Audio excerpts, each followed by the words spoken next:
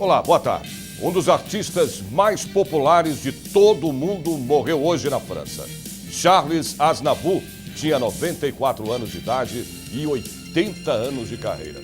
Vendeu mais de 100 milhões de discos e atuou como ator em mais de 60 filmes. Você vai ver também no Jornal da Assembleia de hoje. Sessão solene no Parlamento presta homenagem aos trabalhadores da construção civil e da indústria moveleira de São Paulo. Projeto de lei quer tornar língua espanhola obrigatória nas escolas paulistas. Congresso reúne especialistas em eletricidade para debater formas de capacitação de novos profissionais. A partir de agora, no Jornal da Assembleia.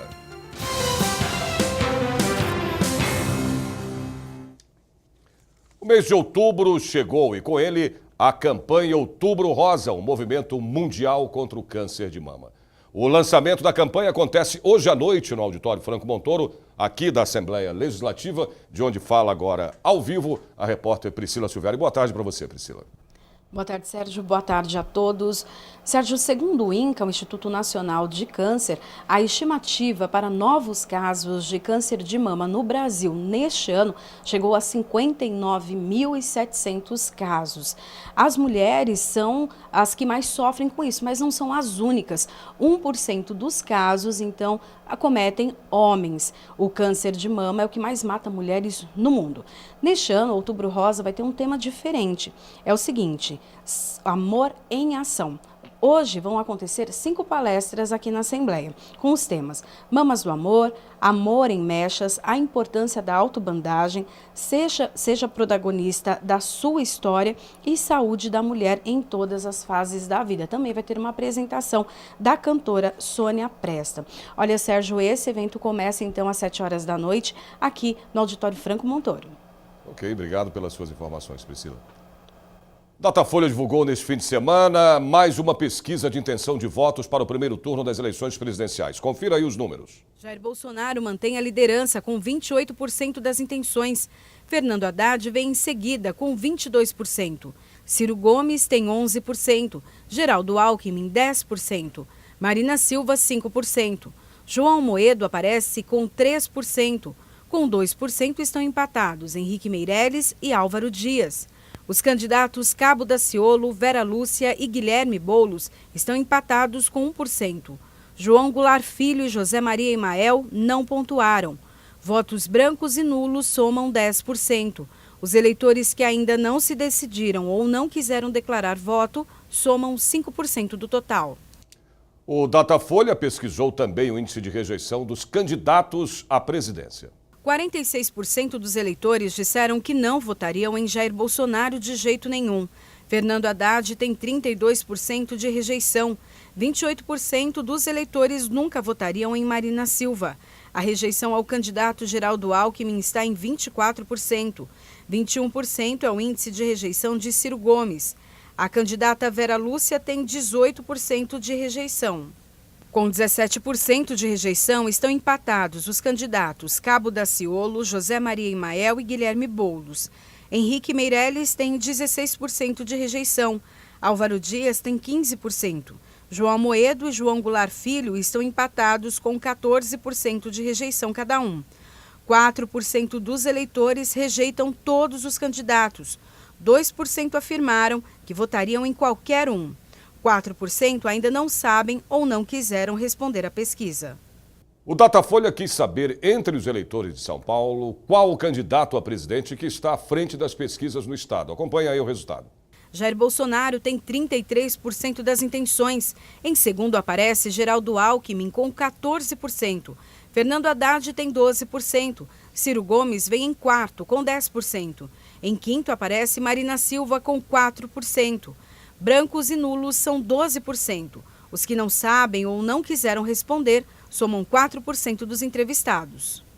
O Datafolha perguntou aos eleitores sobre a expectativa deles para o próximo governo. Olha só o resultado. Quase a metade, 48%, acham que a vida vai melhorar com o novo governo. A situação vai piorar para 5% dos entrevistados e vai continuar como está para 33% dos brasileiros. Os que não sabem somam 14% dos eleitores. E você lembra em quem votou para presidente na eleição de 2014? 62% das pessoas pesquisadas pelo Datafolha disseram que lembram sim. 22% afirmaram que não se lembram. Outros 16% alegaram que não votaram na eleição passada. A pesquisa Datafolha foi encomendada pela Rede Globo de televisão e pelo jornal Folha de São Paulo. Os pesquisadores ouviram 9.000 eleitores em 343 cidades brasileiras entre os dias 26 e 28 de setembro. A margem de erro é de 2 pontos percentuais para mais ou para menos. E ainda nessa edição você vai ver detalhes da pesquisa Datafolha na corrida ao governo do estado de São Paulo. Trabalhadores da construção civil e da indústria moveleira de São Paulo foram homenageados numa sessão solene aqui na Assembleia Legislativa. A reportagem é do Jeremias Gomes. Federações e confederações dos dois setores participaram das homenagens. Trabalhadores e representantes sindicais foram condecorados com diplomas em reconhecimento às suas ações pela construção civil e de móveis. Uma homenagem dessa, para mim, vale muito. Eu tenho 15 anos de profissão. Sou diretora do Sindicato da Construção Civil e Imobiliário de Guarulhos, 10 anos de diretoria, então é um reconhecimento do meu trabalho.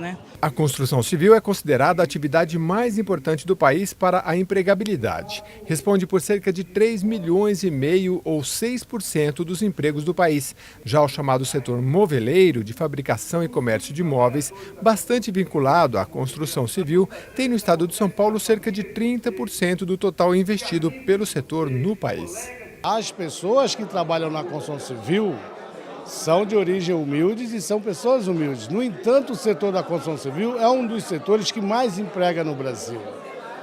Por isso, vemos que é um setor que, se investir rapidamente, nós teremos geração de emprego. A solenidade contou com representantes sindicais e demais entidades das cidades de Botucatu, Campinas, Guarulhos, Arujá, Ribeirão Pires, São José dos Campos, Salto, Santo André, São Bernardo do Campo e Diadema. Pela conjuntura que a gente está vivendo, você poder trazer os trabalhadores numa homenagem dessa, isso dá um ânimo para o trabalhador, para a nossa classe, Nossa classe aí que vem uma classe sofrida.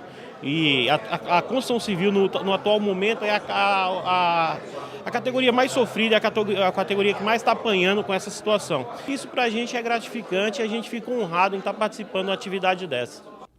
De acordo com o último balanço oficial do governo da Indonésia, o número de mortes com o terremoto seguido de tsunami de sexta-feira chegou a 844. Pelo menos 540 pessoas ficaram feridas. Quase 17 mil pessoas perderam suas casas. O governo indonésio já lançou um apelo à comunidade internacional pedindo ajuda humanitária.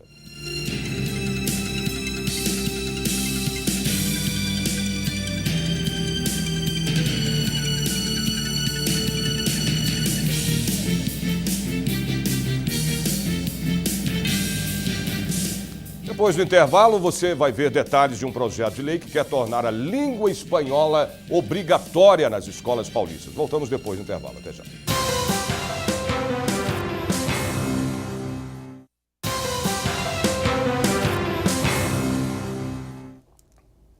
A Petrobras anunciou mais um reajuste no preço do óleo diesel nas refinarias. O litro já está custando R$ 2,36, um reajuste de 2,8%. Esse valor vai durar até o dia 29 de outubro. O cálculo desse reajuste no preço final do óleo diesel nas bombas dos postos ainda não foi definido.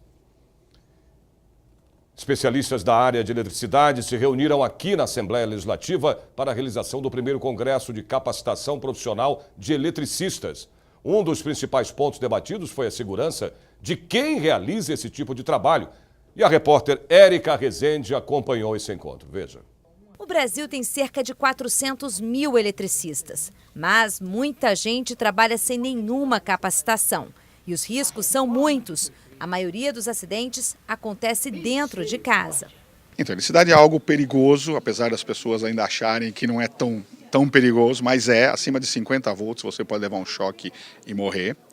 O número de acidentes que nós apuramos anualmente são 627 mortes por ano em 2017. Em 2017 são 627 mortes por choque elétrico.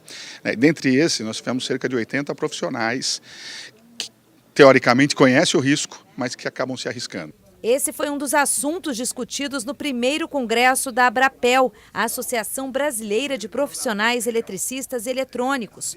O objetivo do encontro é capacitar e alertar os profissionais para os riscos do trabalho com eletricidade. Muitos curiosos, entre aspas, que a gente até brinca, digamos assim, os Zé Faíscas, eles põem em risco não só a integridade física dele, mas também daqueles que não sabem contratar o serviço. O cliente às vezes pede um serviço e não sabe fazer a contratação. Nós temos por estatística do Corpo de Bombeiros do Estado de São Paulo que 40% dos incêndios são provocados por instalação elétrica mal feita. E nós temos também, por estatística, até de campo que nós fizemos, existe uma faixa da população que desconhece como fazer e não quer fazer a irregular, chamada gato, entre aspas, e não tem condições financeiras para pagar. Francisco já está na área há mais de 20 anos. Há 4 decidiu fazer um curso técnico para trabalhar com mais segurança. A energia elétrica é uma coisa que oferece bastante risco às pessoas que não têm conhecimento. Manusear a energia elétrica é complicado porque é uma coisa que você não vê. E quando você sente não é legal, porque você sente através de um choque. E o choque, a partir de 30 mA, já põe a vida em risco das pessoas. A vida é o bem mais precioso que se tem, né? E se eu posso fazer algo para essa vida se prolongar, lógico que não tem dia nem hora, eu vou me dedicar a isso, né?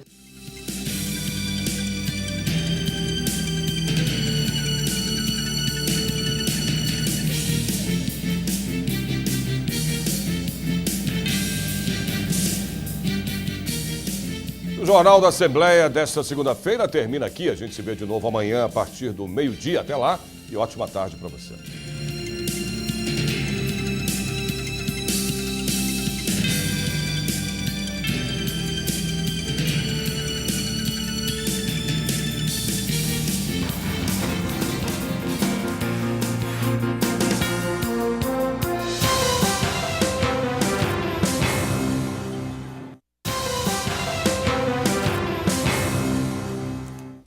A chuva forte de ontem nas imediações da região metropolitana ajudou a aumentar o nível do reservatório Cantareira, que abastece 7 milhões e meio de pessoas em São Paulo. O índice subiu 0,3% de ontem para hoje. O sistema está hoje com 33,9% da capacidade, muito abaixo do esperado para a época do ano. No dia 1º de outubro do ano passado, por exemplo, o Cantareira estava com 51,6% da capacidade. A Sabesp nega que São Paulo esteja passando por uma crise hídrica, mas é bom economizar.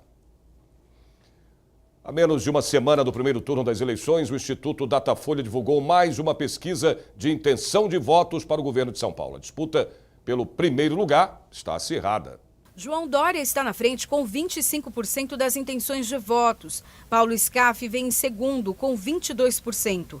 Em terceiro, Márcio França com 14%. Luiz Marinho tem 5%. Major Costa e Silva vem com 3%. A professora Lisete tem 2%. Os candidatos professor Cláudio Fernando, Lilian Miranda, Marcelo Cândido, Rogério Schecker, Rodrigo Tavares e Toninho Ferreira estão empatados com 1%. Brancos e nulos são 15%. Os eleitores que ainda não sabem ou não quiseram responder somam 8%.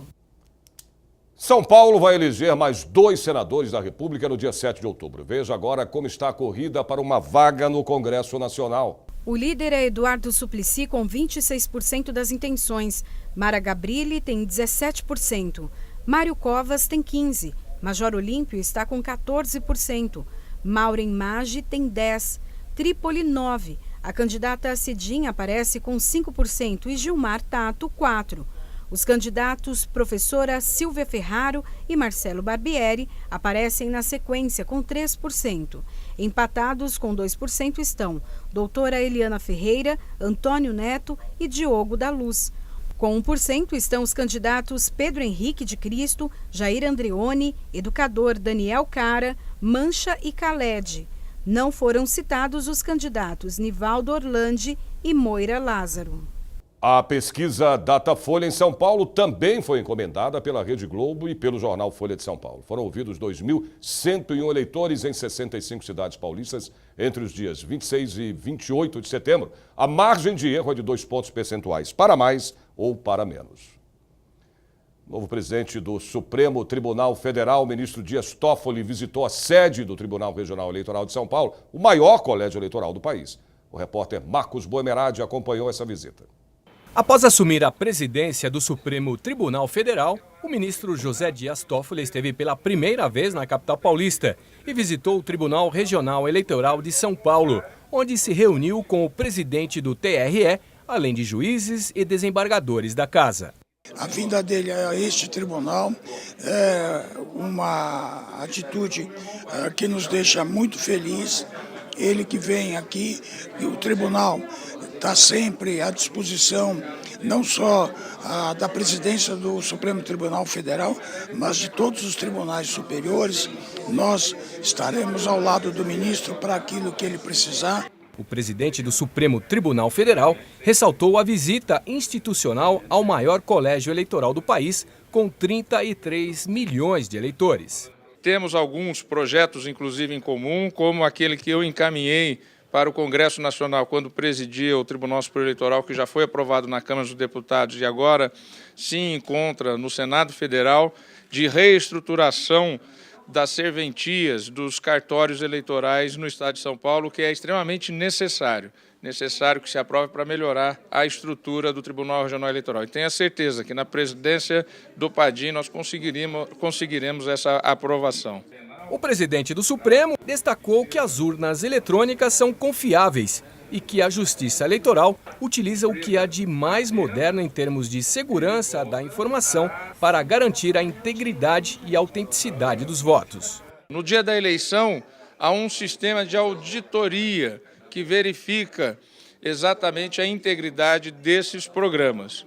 Então não há por que haver alguma dúvida. E é importante esclarecer também que o sistema de urnas eletrônicas do Brasil, ele não está ligado na internet, de tal sorte que ele é inviolável por hackers. Para o ministro Dias Toffoli, a eleição é um momento extremamente importante para a democracia brasileira. É um momento em que todos somos iguais. O voto de todo brasileiro tem o mesmo peso.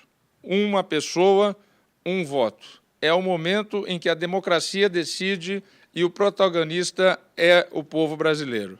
Que Deus ilumine. A Academia Sueca divulgou hoje o nome dos vencedores do Prêmio Nobel de Medicina e foram 2 os ganhadores, o japonês Tatsuko Honjo e o americano James Allison. Os 2 são responsáveis por pesquisas sobre 2 proteínas produzidas por tumores que paralisam o sistema imune do paciente durante o tratamento do câncer. Por essa teoria, as células de defesa do corpo humano combatem os tumores. Uma vitória da ciência contra a longa batalha do câncer. Os 2 vão dividir um prêmio equivalente a 4 milhões de reais. O projeto de lei em tramitação aqui na Assembleia Legislativa quer a obrigatoriedade do curso de espanhol na rede pública de São Paulo. A língua espanhola é uma das mais faladas no mundo e, se virar lei, pode beneficiar mais de 3 milhões de alunos em todo o estado. Sabe o que significa coche? Não é aquela comida dos judeus? Já comeu galleta com relleno? Não, esse eu não sei o que é não. El español es el segundo idioma más hablado del mundo. Más de 500 millones de personas. Está delante del inglês e solo pierde para el mandarim. Entendeu? Não? Então vamos de novo. O espanhol é o segundo idioma mais falado do mundo. Mais de 500 milhões de pessoas. Está na frente do inglês e só perde para o mandarim. Kátia Rocha tem 45 anos. Acostumada a viajar a trabalho, decidiu começar um curso de espanhol depois de uma viagem internacional. Empresária do ramo cultural, pretende expandir seus negócios no exterior. Estive em um congresso fora do Brasil, em Portugal, e era um projeto sobre comunicação, mas para países ibero-americanos. E tinha muitos espanhóis, então eu senti uma necessidade enorme de me comunicar com os outros países, como o México, com a Venezuela, com Bolívia, com Chile, com a Argentina. Eu senti a necessidade realmente de estar mais presente na América Latina, né? Como eu sou empreendedora e tenho a minha própria empresa, então não fazia sentido estar tão perto de outros países com os quais eu posso fazer negócios e não falar a língua deles. Segundo o professor Jorge Rodrigues Júnior, as exigências do mercado de trabalho têm despertado nas pessoas o interesse pela língua. Ela é a língua oficial de 21 países, sendo que 6 ou 7 países desses 21 fazem fronteira com o Brasil.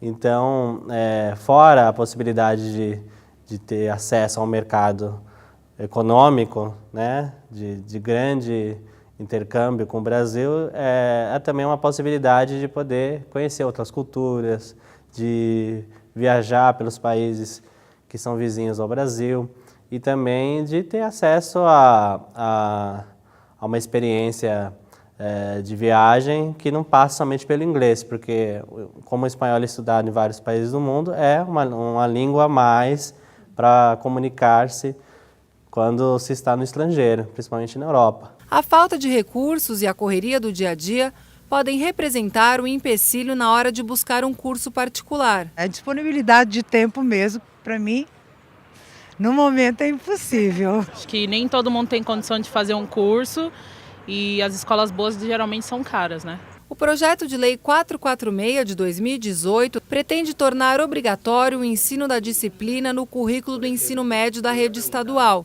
Se aprovado, a lei irá beneficiar 5.400 escolas e mais de 3 milhões de alunos. Espanhol é uma língua que está aí, é mundial, é preciso saber, todo conhecimento é bem-vindo. Tomara que a Assembleia Legislativa tenha esse bom senso, porque o inglês é obrigatório, por que não o espanhol?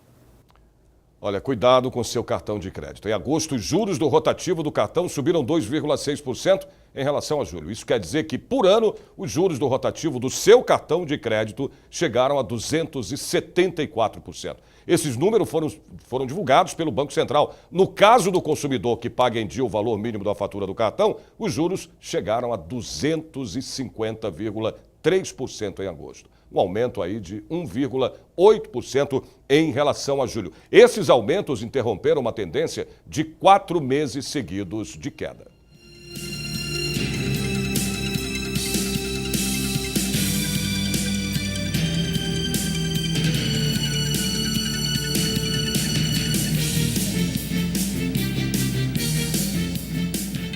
Você vai ver depois do intervalo, especialistas em eletricidade fazem congresso para debater o futuro dos profissionais da área. Voltamos já já.